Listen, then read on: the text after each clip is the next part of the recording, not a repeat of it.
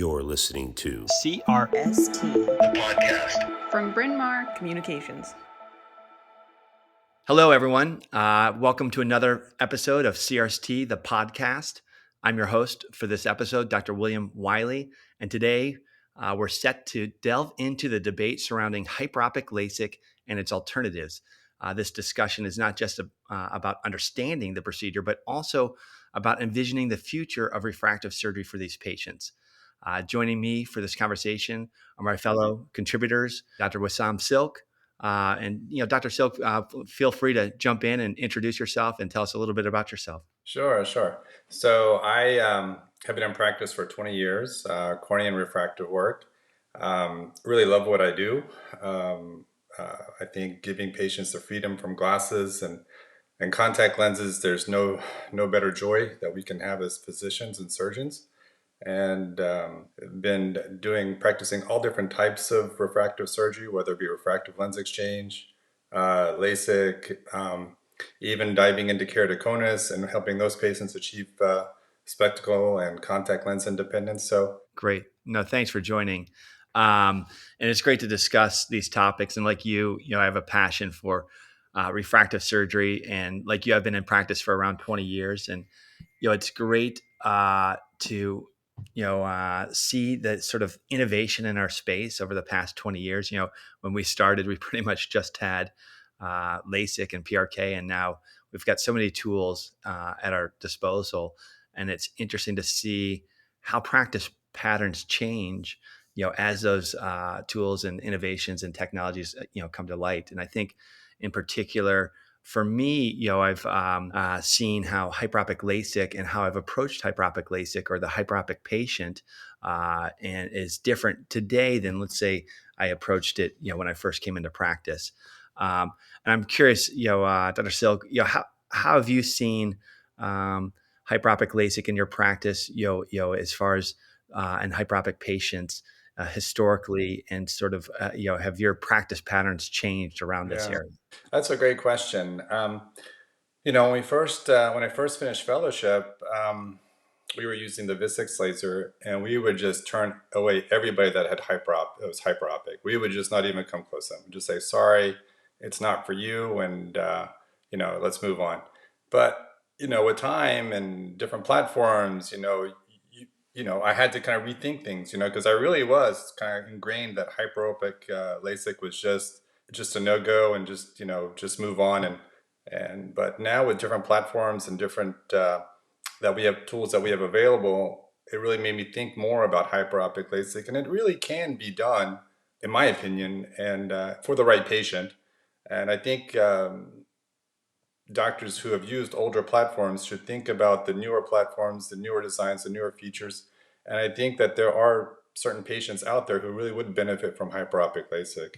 Right. Yeah. And I understand. I agree. I think the platforms have changed a lot. I know, like you, I had an early Vuzix platform when I first started. And I think, let's say, a plus 2 or 3 diopter treatment would take a minute and a half, or sometimes 2 minutes to treat.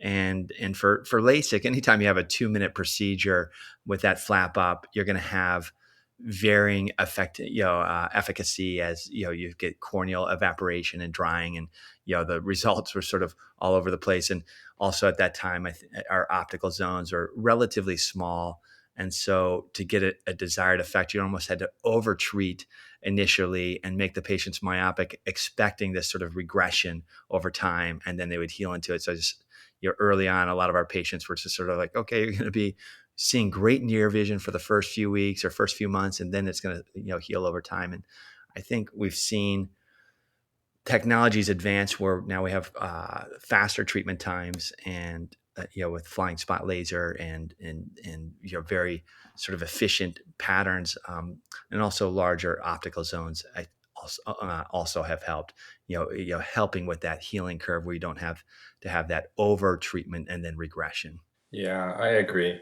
The hyperopic patients that I've treated, they really have been some of the happiest patients that I've had. Made a huge impact in some of these younger folks, and I think for anybody who does refractive surgery, I think just taking a look at the platform that you're using, just taking a little bit of a deeper look at some of the statistics that are out there now, some of the newer publications, I think that you'll find that hyperopic LASIK can work for a lot of patients that are good candidates. Yeah, so you've outlined some of the benefits there and advantages. Let's talk about some of the limitations. In my mind, where I struggle with hyperopic patients, and particularly hyperopic corneal refractive surgery, is I feel like we're aiming at a moving target here, where the patient base, it's different than the myopes. These patients tend to, when they're younger, when they're, let's say let's look at a +3 hyperope. That patient, when they're 20 years old, chances are is accommodating through it, not wearing glasses, and doesn't even know they have a refractive error. And then with time, as they lose accommodation, then they start to wear maybe initially distance glasses, and then they start to wear potentially bifocals as they get even older yet. And so that accommodation curve is a dynamic process. And so that's where I think where I struggle with the hyperopic patients is where they are. Let's say often it seems like a lot of these patients are hitting us in their late 30s or 40s, because at that point they've lost that accommodation and they're having trouble both distance and near. And so what might be a +2 or +3 treatment, what happens is, over time they lose accommodation. And so their natural sort of aging process drifts them out of, sort of that plano target. A lot of times if you give them the full treatment, what they might truly need for a lifetime, it's going to be an overcorrection at that time when they first presented. And so I think that the condition itself is a little bit more dynamic than we see for myopes. Usually myope at 20 years old or 22, if they're -5, they're going to be -5, over time, and it's not so much a moving target. What are your thoughts on that, or how do you work through that? I mean, that's a great question, Bill, and that's always on my mind. But I think too, you have to set expectations. I mean, these hyperopic patients, they're really kind of, they if you set the expectations correctly, then I think patients understand that their condition is not like their neighbors who had LASIK, and they're just. I tell them and I explain it to them that, look, you're a little bit different. You're part of a 10% crowd that's different from the other 90% who have myopic LASIK. So education is very important from the get-go. Um, and then it depends too. You have all these patients. Some of them are highly hyperopic. I've treated people up to +5, +6. I mean, they're really struggling, and they're not able to wear contact lenses. Maybe they're contact lens intolerant. Their glasses are kind of heavy, so they're looking for some solution. I think the thing is education and setting up realistic expectations for these patients, and to tell them that, look, this may wear off. You may need an enhancement later on down the road. But I think those are things that patients are willing to accept, to have better vision in the early ages of their life. Other concerns, we touched on the need for enhancements, and I do see that this the other sort of problematic scenario with this patient base is, the condition itself is a little bit of a moving target. They tend to lose accommodation over time, and so you can have a drifting target just based within the patient itself. But also the treatment, it tends to have some regression with epithelial hyperplasia that sort of can result in regression with time. And so I think those two things put these patients at a high risk for enhancement. You have regression of the treatment through epithelial hyperplasia, and a drift in the prescription due to loss of accommodation. And so the enhancement rate, for a lifetime can be much higher than what we might see with myopes. And one thing I've noticed is enhancements over time at 2 or 3 years out can pose an issue once you lift that flap. The way that treatment is in the periphery of the bed, it can then lead to sort of an erosion of the gutter effect, and you can have a higher risk of epithelial ingrowth with healing. And so these patients, I think, are higher risk for enhancement, but also a little more challenging when they do ultimately need an enhancement. And so I think those things can make it a little bit problematic. So I think setting proper expectations is important, because sometimes if the patient comes back 5 years out we're a little bit handcuffed as far as what can we do? Do we do a flap lift? If we do, what are the risks of epithelial ingrowth and those sort of things? I'm curious how you handle those later Sometimes, patients. yeah, sometimes you don't, before I start lifting flaps, what I'd probably start off first with these patients is just debriding the epithelium around the gutters because the whole problem is epithelial hyperplasia. I learned this from Shiraz Daya that just debriding the epithelium around the optical zone of the hyperopic ablation can sometimes be enough to help patients get the vision. They'll notice some improvement in their vision after the procedure. I would try that first, and then if that didn't work, then I would consider a flap lift. But And that's interesting. So, describe the epithelial debridement around the gutter. Are you using a PTK or a manual debridement? Is it like a just manual debridement, you can do it at the slit lamp if you need to.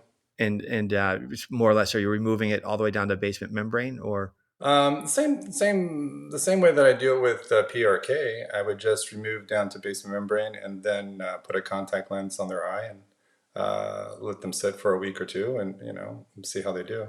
But sometimes that's all they need. yeah? Okay, that's interesting. Yeah, yeah. I've not tried that approach, but that is interesting. Actually, well, we had one patient that we did try that on, and one of my fellows worked with a patient through that, and we did get a dramatic reversal and got the patient back to their original treatment. But what was interesting, about a year later, the epithelium kind of regrew, and then patient again was back to this regressed state. So, yeah, the epithelium is challenging, and it can be hard to modulate. I think what we'll see probably with new diagnostics, epithelial mapping, things like that. Hopefully, we'll have a better understanding of exactly what's going on, and that might guide us on who would be a better, candidate for epithelial debridement, those sort of things. But it is sort of an interesting consideration. What do you think, Bill, about the alternatives? Yeah, so I think that kind of discussing some of these uh, limitations with hyperopic LASIK. I've in my practice, we've started shifting away and doing less and less. We sort of went full circle initially. Early on, like you, we had Visex, and we older technology, and we didn't do a lot of hyperopic LASIK. And then when technology improved, we started offering it more.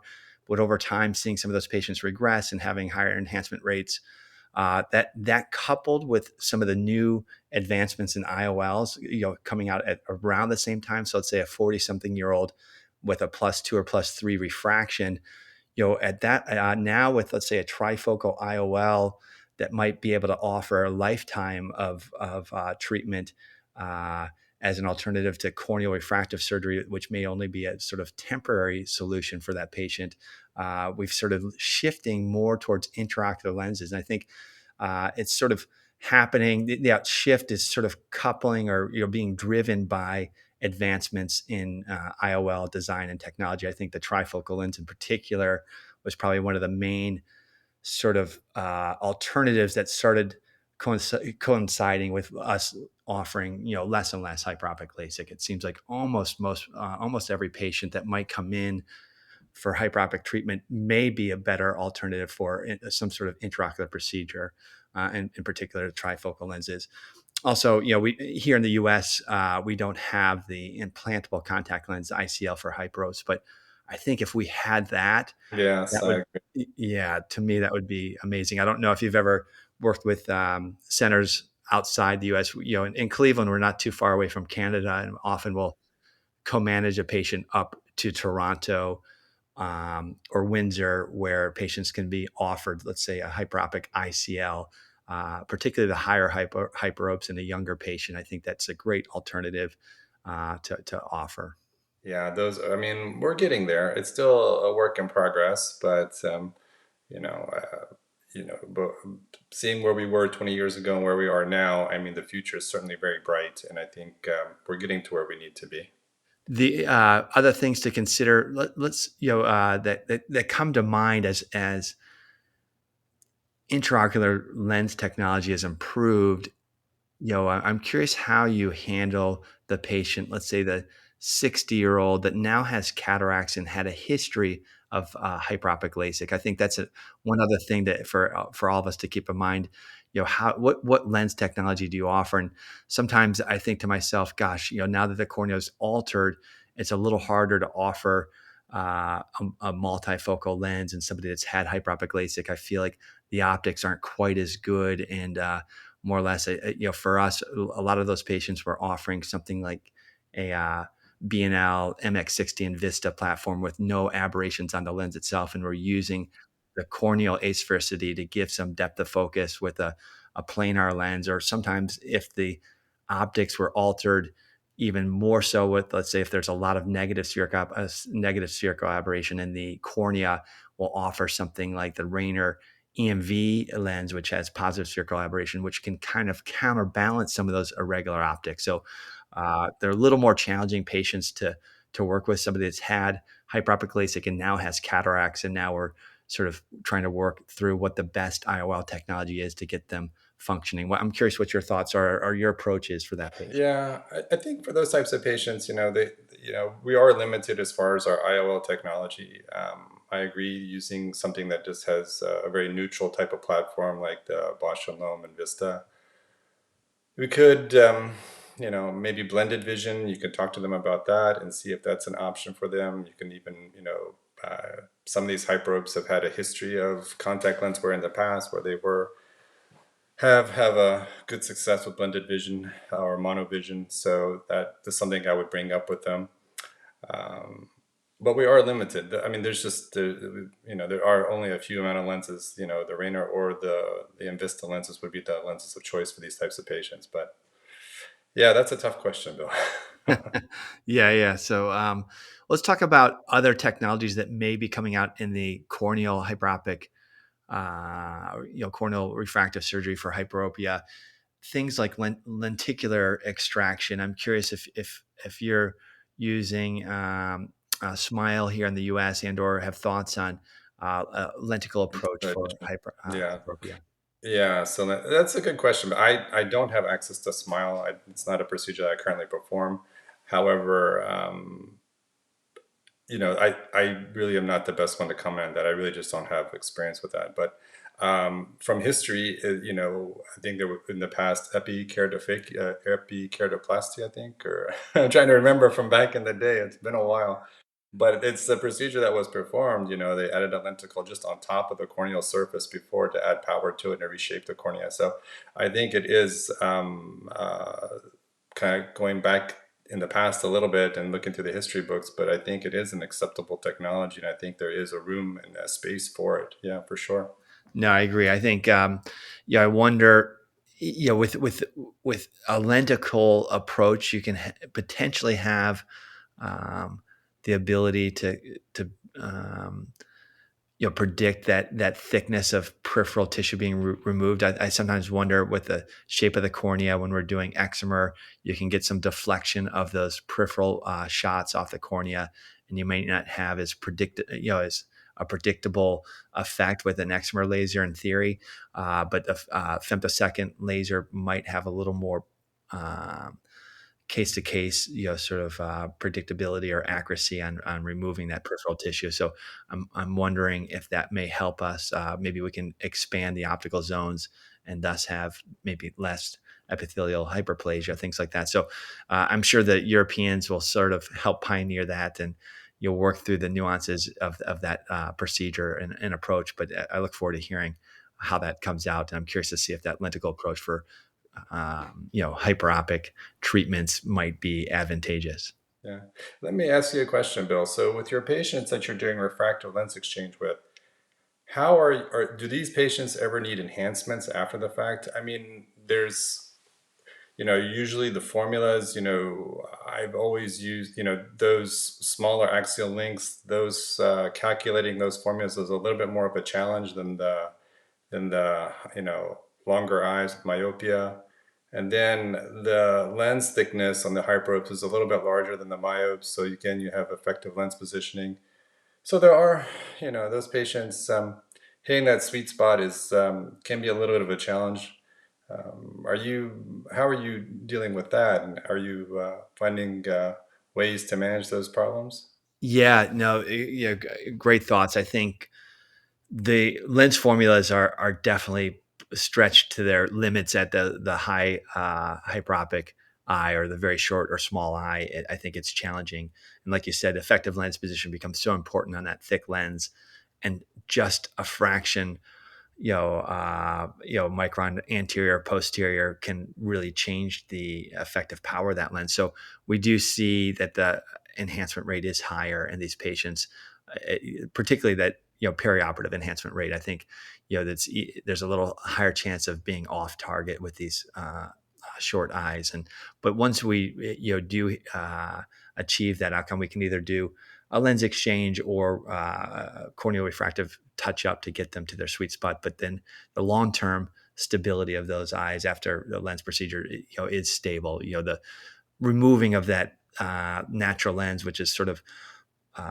introducing so many variables in the hyperopic patient with their accommodation, things like that. Once that's removed, we tend to have long-term stability with these patients with clear lens surgery. But certainly that short-term accuracy is challenged. I think we'll see. With the light adjustable lens, I think that can be a good option, particularly the LAL Plus, which just was launched, does have some depth of focus, and I've not used it for a clear lens patient yet, but I can imagine that that might be a great option, to help increase that accuracy and predictability. Yeah, I think that's a good option too. I do worry about these acrylics that we're putting in younger patients that, will they develop glistenings later on in life? Is this IOL gonna, perform well for them in their later years? And so those are things to think about. The LAL, thankfully, it's a silicone implant, and so the clarity, you can feel pretty comfortable with that it's going to stay clear for, several years, several decades for these patients. Yeah, great point. That's a good thought. I think, when the first trifocal first came to market, we knew the optics were great, but to offer it in a 40-year-old, I was hesitant with, particularly with the older acrylic material. I was worried about the long-term glistenings. The newest material does look promising.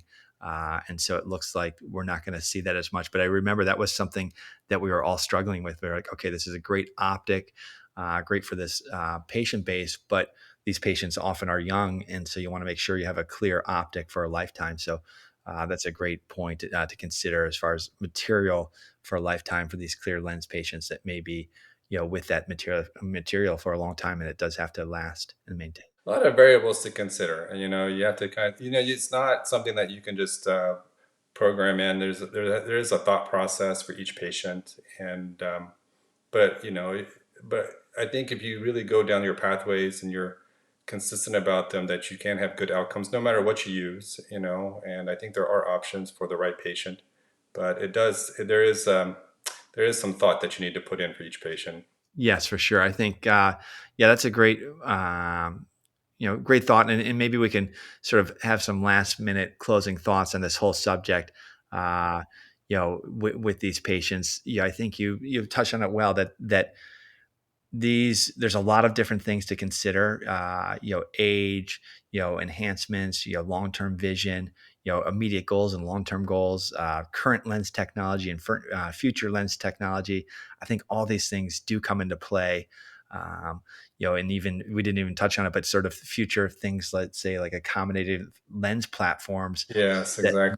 yes, Yeah. I think if we had at our fingertips right now an accommodative lens platform that we knew we could add on later to a patient that we've changed their cornea on. I think at that point it's a little less concerning. I think knowing if you had that in your back pocket, it's a little easier to alter the cornea today, knowing you might have a viable lens-based option in the future that would match well for that altered cornea.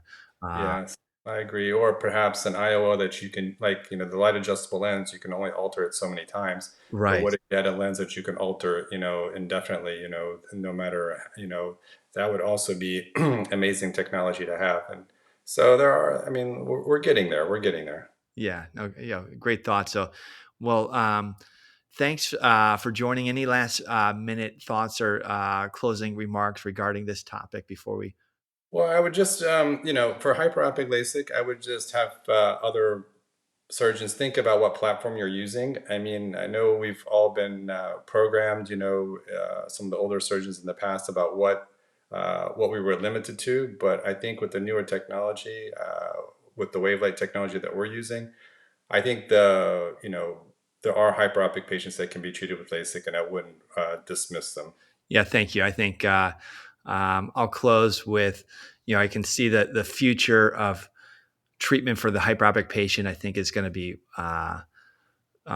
multiple modalities. I think there probably will still be some place for corneal refractive surgery. I think hopefully at some point in the U.S. we'll have options for phakic IOLs for higher patients, and I think the future of either trifocal or accommodative lenses will also further sort of widen treatment options. So I think it's good to keep an open mind and see exactly what's going on with each individual patient. These patients probably take a little more thought to kind of work through the immediate goals and long-term goals. But thankfully, technology is continuing to innovate and progress and giving these patients great options. Yeah, for sure. Yeah, I agree 100%, Bill. Well, thanks so much for your thoughts and considerations here, and we'll appreciate everything you've contributed to our field, and we'll look forward to hearing more as things progress. Thank you. It's a pleasure joining you, and always an honor to work with the corneal refractive surgery team.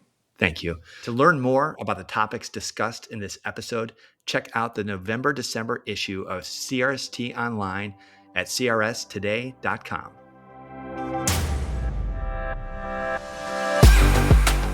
For more shows like the one you just listened to, check out the podcast channel on itube.net.